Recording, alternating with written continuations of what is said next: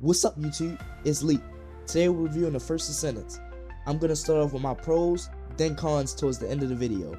Now this is my personal opinion, and not everyone's going to agree, which is fine. I would love to hear what you guys thought down in the comments. That being said, let's get to the review.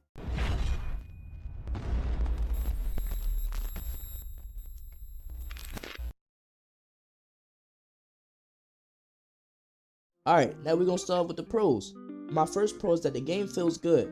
The movement mixed with the grapple feels great. You can maintain a good amount of momentum while using the grapple, which is fun, especially if you play bunny.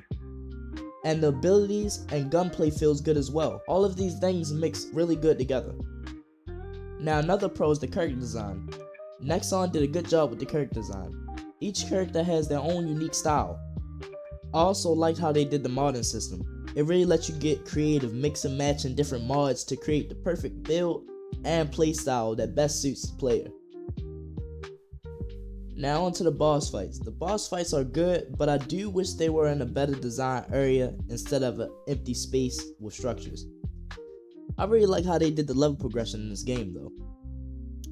You have your Descendant level and your Mastery rank, which is your account level. As your Mastery rank goes up, you have more mod slots for your Descendants and stuff like that. Some people mentioned that they didn't like the loot system. The drops chance on some items are low, but it just reminds me of Warframe in a way.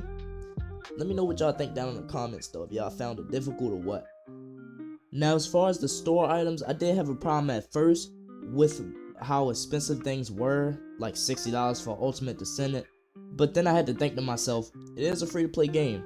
Nexon has to make their money somehow. But I did do some digging and found some things about Nexon from the past. But we'll talk about that another time. Now since we got the pros out of the way, let's move on to the cons. One of my main cons with the first Descendants is the open world missions you have to do to progress through the campaign. When I tell you these missions are repetitive, they are repetitive.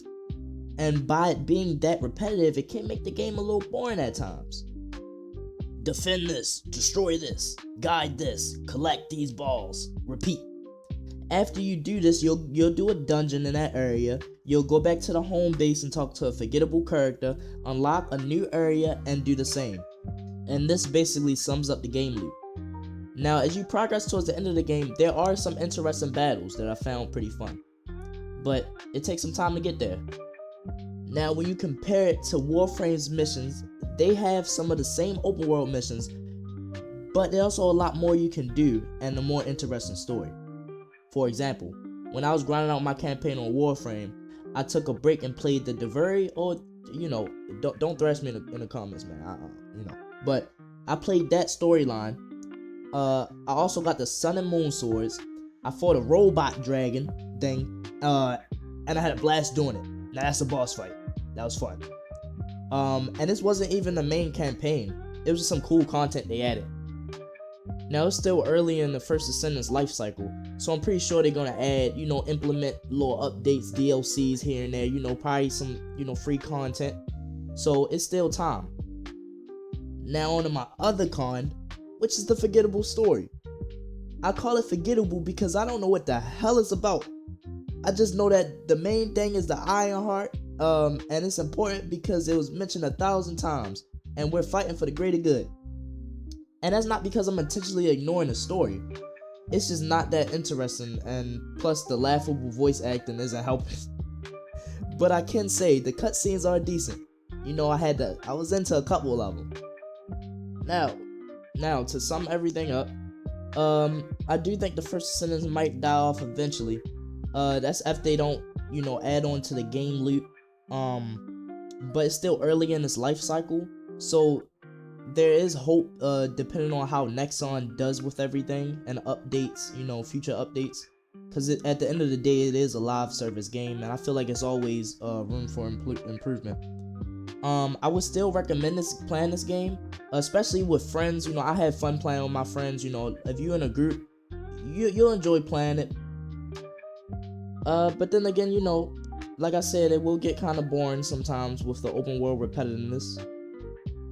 If you need a new game to play, or you're just bored, you know, you can try it out. It's free to play. Nothing stopping you from playing it. And yeah, that was everything. This was Leak's review. Y'all have a nice day, man. Leak, you got me hooked with that question.